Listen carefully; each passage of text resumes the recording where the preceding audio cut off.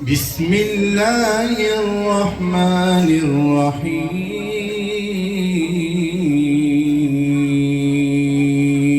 الرحيم ولا تحسبن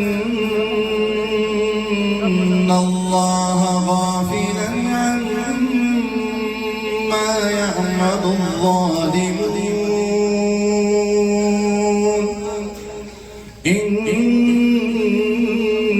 إنما يؤخرهم ليوم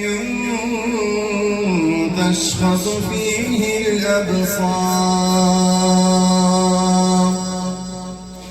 مهطعين مقنعي رؤوسهم لا يرتد إليهم طرفهم وأفئدتهم هواء وأنذر الناس يوم يأتيهم العذاب فيقول الذين ظلموا ربنا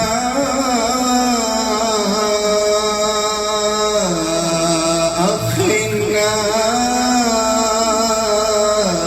إلى أجل قريب نجب دعوتك ونتبع الرسل أولم تكونوا أقسمتم من قبل ما لكم من زوال وسكنتم في مساكن الذين ظلموا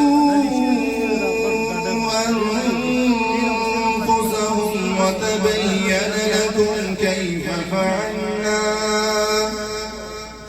وتبين لكم كيف فعلنا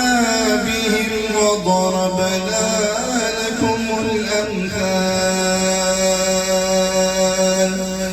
وقد مكروا مكرهم وعند الله مكرهم وإن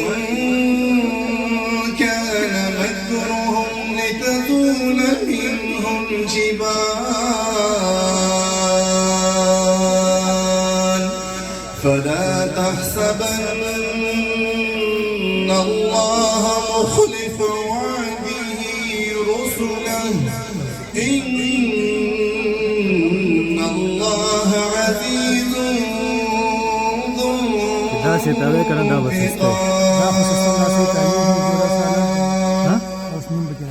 يوم تبدل الأرض غير الأرض والسماوات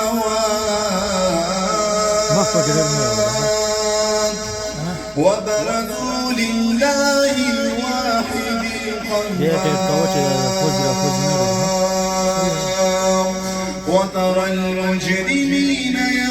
يومئذ مقرنين في الأصفاد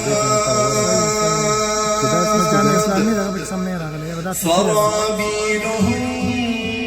من قطران وتغشى وجوههم النار ليجزي الله كل نفس ما كسبت إن الله سريع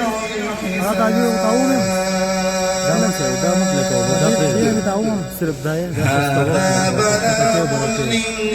للناس ولينذروا به وليعلموا